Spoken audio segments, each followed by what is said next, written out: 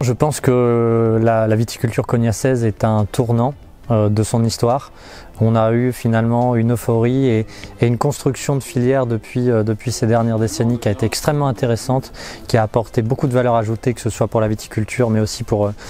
le négoce. Je pense qu'il ne faut pas rater le virage de ce choc démographique et aussi avoir un certain réalisme et pragmatisme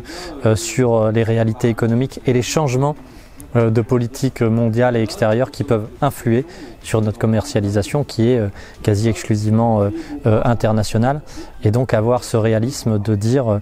comment demain je garde ce maillage de viticulteurs dans un contexte international qui peut être fluctuant et changeant. Alors oui, il y a beaucoup d'outils qui existent pour la préservation du foncier, pour la régulation, mais je pense qu'avant tout ça reste une question de choix. Une question de choix finalement des agriculteurs, des représentants de la filière et en l'occurrence de la filière cognac sur finalement quelle viticulture elle veut demain et quel modèle d'entreprise, d'exploitation qu'elle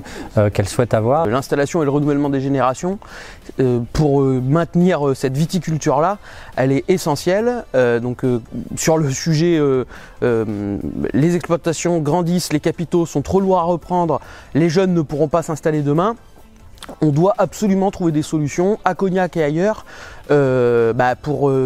garder cette diversité-là, tout du moins au moins la maintenir, mais pourquoi pas se donner l'ambition de la développer et d'installer plus en viticulture. Alors, il y a des modèles qui sont très différents, qu'on peut retrouver à travers le monde et notamment en Europe,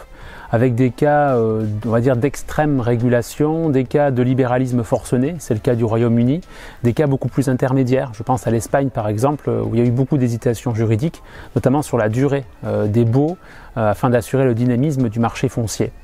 Ce qu'on peut dire aussi sur ces comparaisons, et ce qu'on peut peut-être en retirer, c'est le fait que la France est un État qui a été historiquement et qui l'est encore aujourd'hui très taxeur du point de vue des transactions, si on compare à d'autres pays d'Union européenne mais aussi du monde.